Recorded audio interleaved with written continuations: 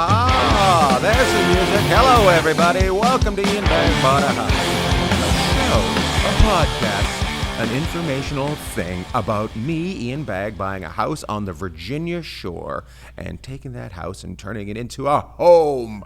Ba-boom. This week, I've got my friend Kevin Priest on. He has a painting company. We're going to discuss painting, the exterior painting of my house this week, and we'll get all the information. And I should have probably talked to him before I hired somebody, but they're doing it right now, so I'll just be able to make sure that I can poke in every so often and make sure they're doing a very good job because of my friend who I grew up with, Kevin Priest. It's going to be a lot of fun. Also, Renee and Chris are here in the new studio. Very exciting. We've got internet. Yay. We've got all the cameras set up. We've got everything going. Oh, my God. We'll be filming porn in here in no time. I'm not allowed to make jokes like that anymore. I had Brad Williams on the Lunch Fridays. And he talked about how he met his wife on a threesome site. And that is when my wife tuned into the show, as he's telling us that. So when I talk to my wife, she goes, "Oh, did you have a good time talking about threesomes? Did you have a good time?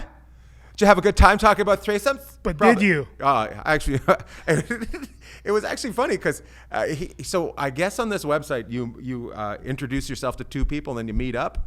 And I guess the other person didn't show up, so that's how he met his wife. But I was just like, that's pretty good. That's a pretty good idea. That's called playing the odds. That's not really a threesome site. That's playing the odds. Brad Williams, he was on Ian Bagg's Lunch on. You can get that on Facebook. Chris can't talk right now, but what is that website called? I know it like Thringle or something like that. That's what it was. It was something like that. It was like something, or I can't remember. It was some sort of it was a weird little site. Oh, what a week. I was in Denver. That's where I seen Brad Williams. And I had a great weekend in Denver. I love the Denver Comedy Works. Always have a good time there. Big shout out to them, all the comics that worked with me. I stayed in their condo.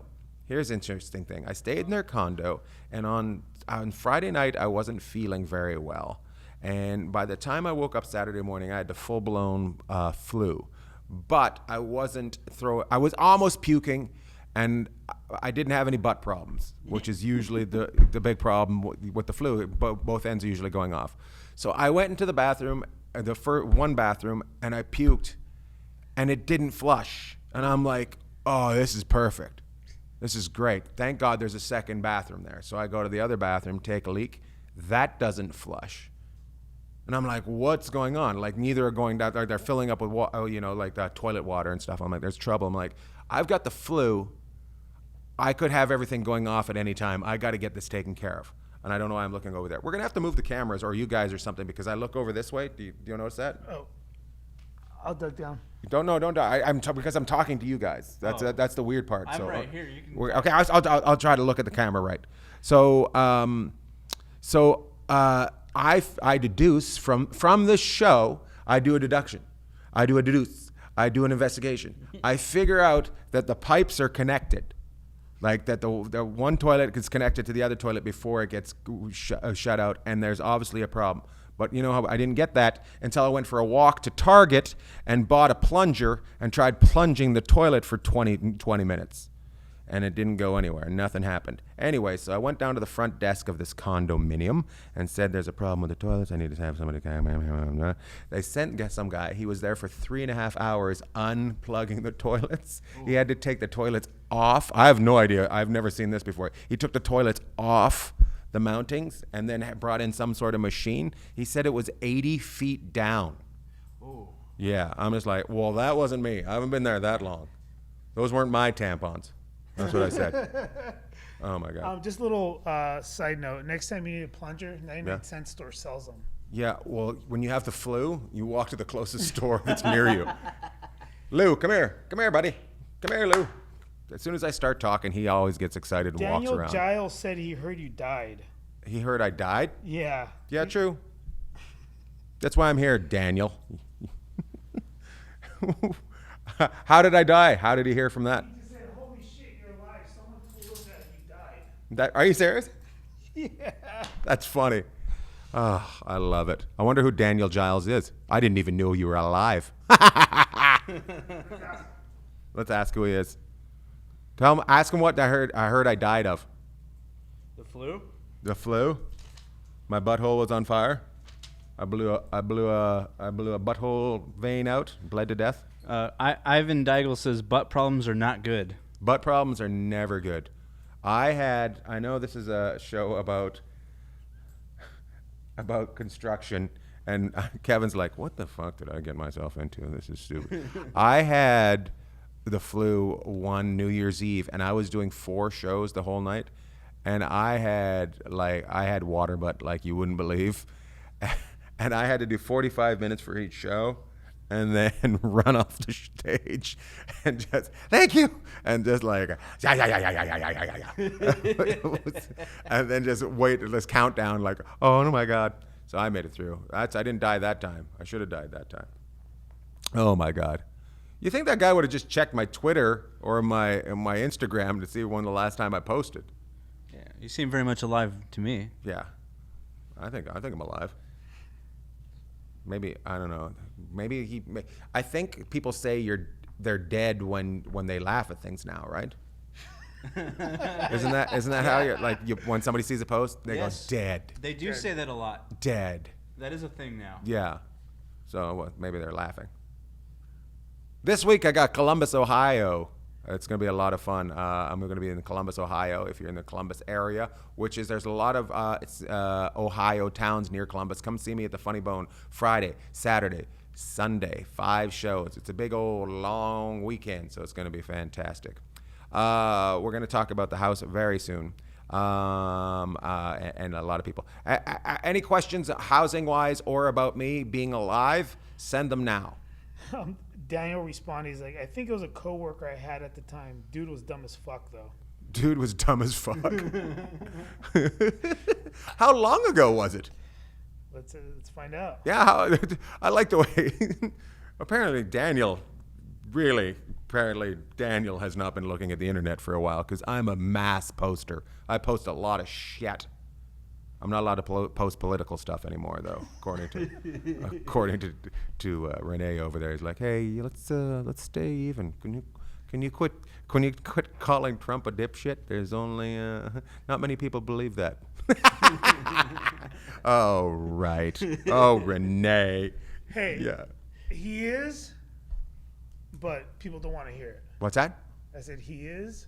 He is, but people don't want to hear it. Yeah. It's actually becoming too much. I'm at that point with it. I just can't watch it anymore. It's just all that stuff. So, oh my goodness. Anyways, Chris, give me a time. We haven't put up the clock yet. We're at 12:10. 12:10? Yes. This is a 35-minute show. I don't want to waste any more time. I want to get to my guest, unless we got any more questions from the internet. If you have any exterior painting questions, also you can ask interior painting, but I'm talking about exterior painting right now. So send them in. Let's go to it, Chris. Yep. Let's welcome my guest. My guest today, I grew up with. His name is Kevin Priest. I used to sleep over at his house. He used to sleep over at my house. One of us went off and decided to be a dipshit. The other one became a businessman extraordinaire and started his own painting company. And basically, he paints the town of Terrace, British Columbia. Please welcome Kevin Priest. Hello, Kevin. How you doing? Good, bud. Thanks for being on the show. I appreciate you. No problem. How many jobs are you doing right now? How many you got? Because summertime is probably the busiest for exterior painting, right? Oh yeah, it didn't hit and miss with the weather, and so I got about 3 or 4 on the go right now. I love it. And how many employees? Just 2. Just 2. That's enough. That's all you need. I don't deal with idiots well. No? Have you fired a lot of guys?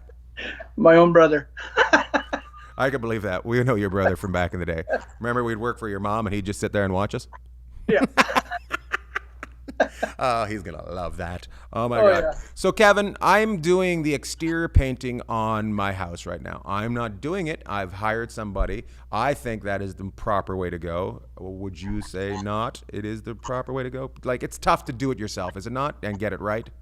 Oh, yeah. It's easy to make a mess. So you want to do it nice and clean and do it properly. So yeah, it's best to spend the money on that. Yeah.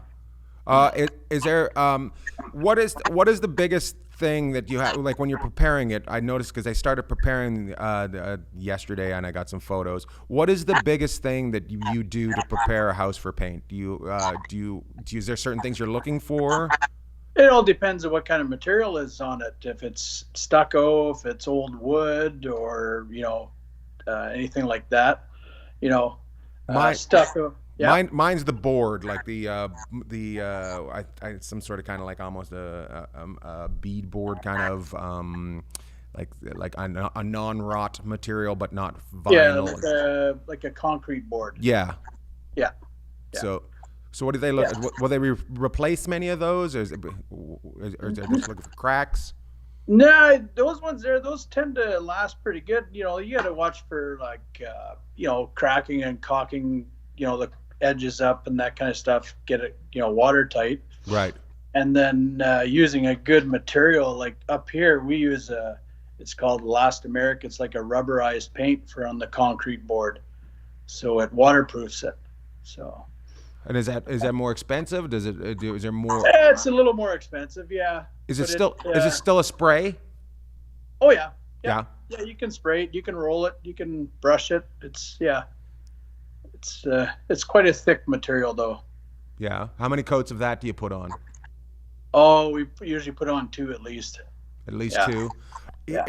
When with it, I've also got the edging is basically board. I've had some of it replaced with PVC, but I've been told that I should have an aluminum put over top of the on say if you're looking at the house and it's got this.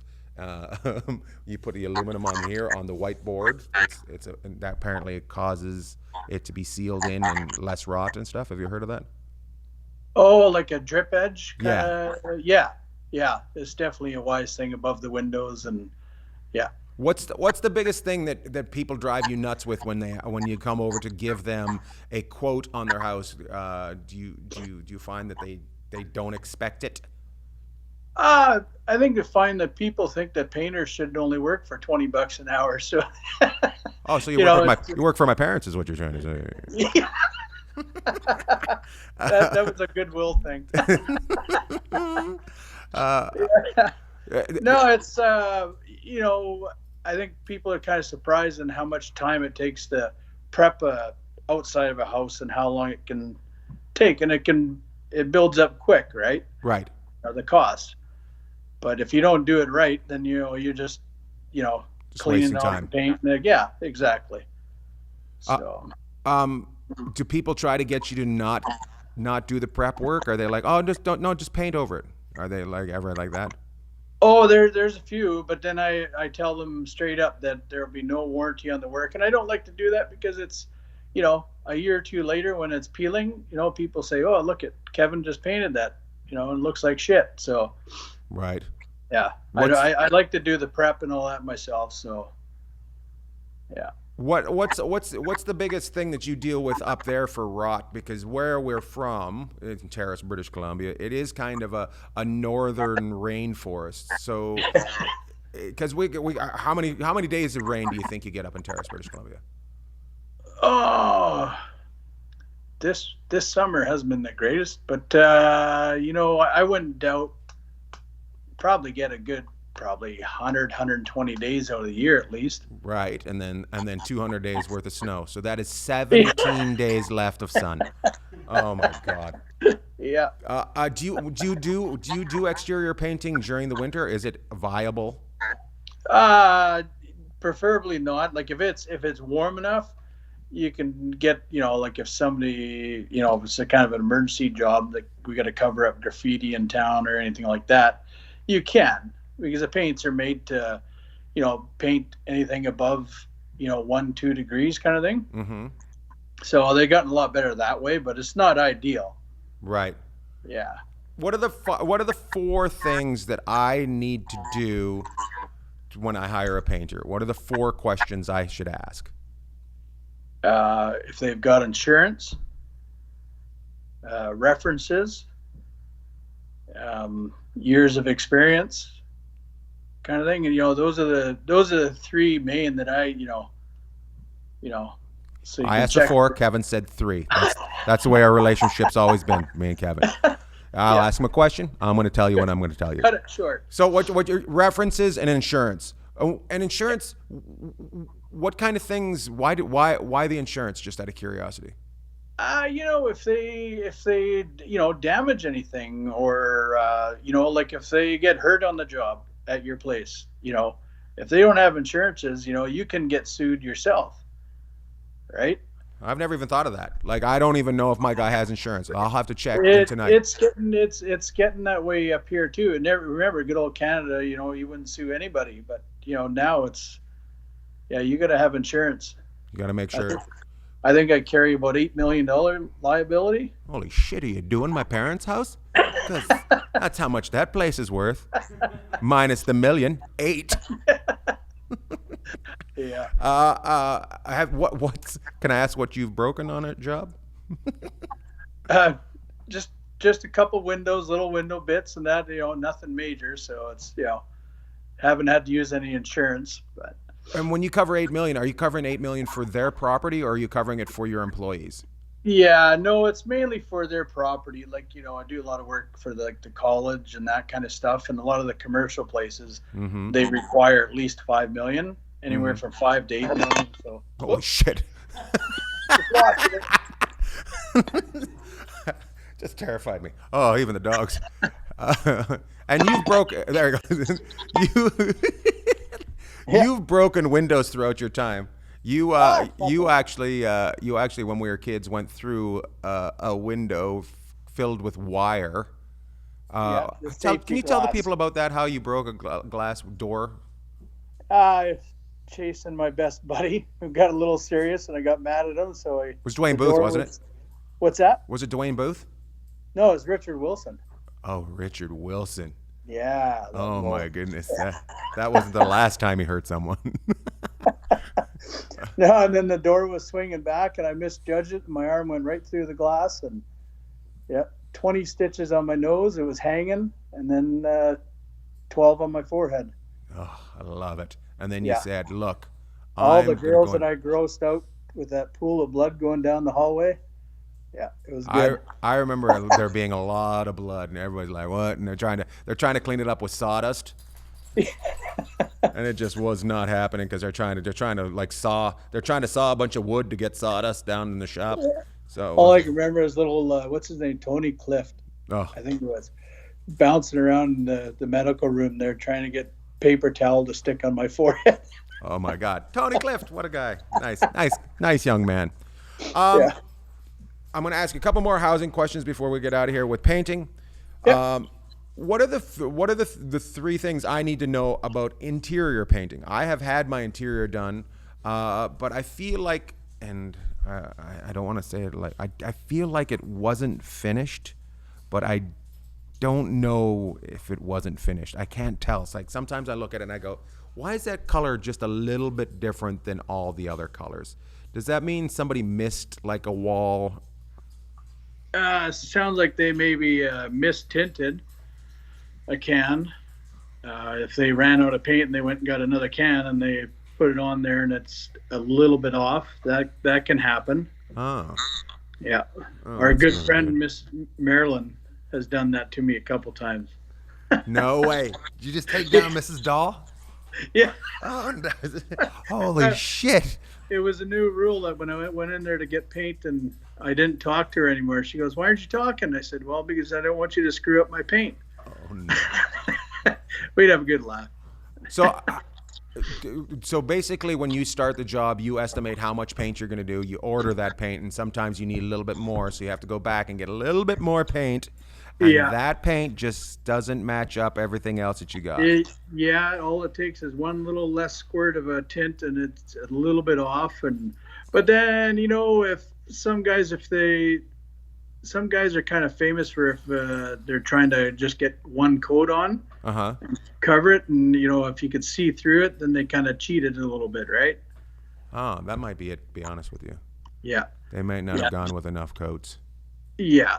Yeah, and if it was a color that was close to what was on the wall, lots of guys will try and just get away with one coat. Hold on one coat and second. done. Lou, get over here. Come here, Lou. Sorry. The dogs have all of a sudden decided they need to run around this studio. I apologize. Exterior painting first or interior painting first? Whatever your weather. You know, get your outside done when it's nice, and then do the inside when it's rotten out, right? But Okay. you know, it's whatever, you know, For works in the decks. schedule. For decks. Yeah.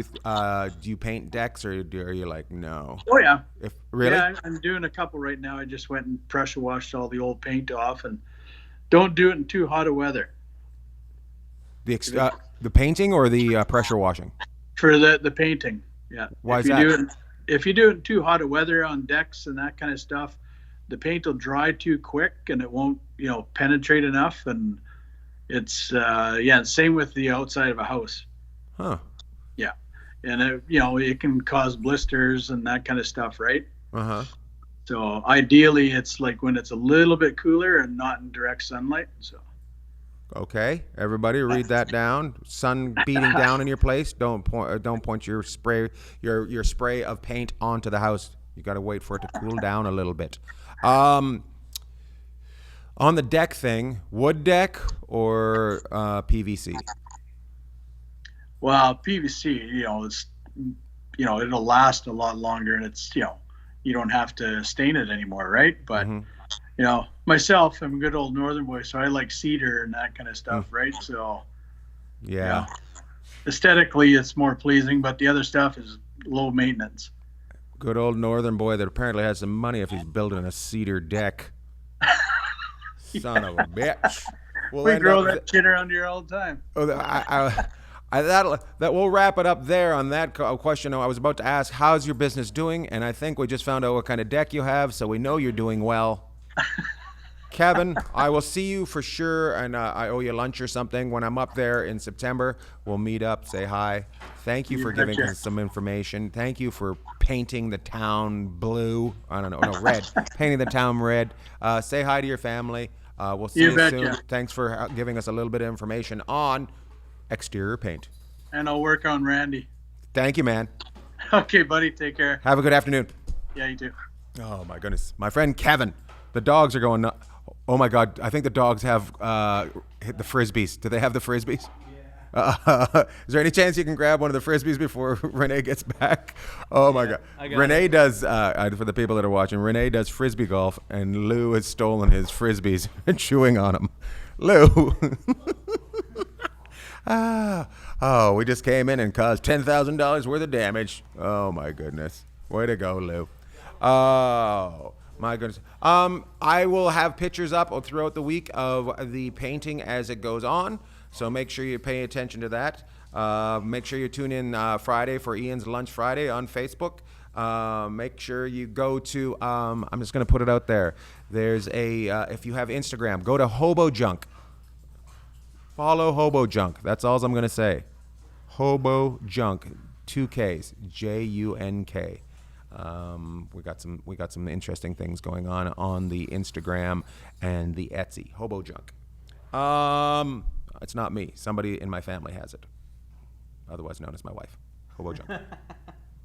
Hobo Junk. The dogs will be appearing at Hermosa Beach next week.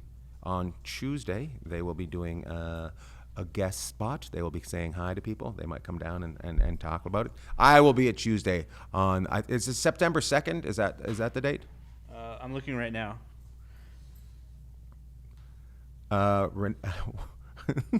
Can you come here, Lou? Quit chewing on everything. Oh my God. Just come here. Come here.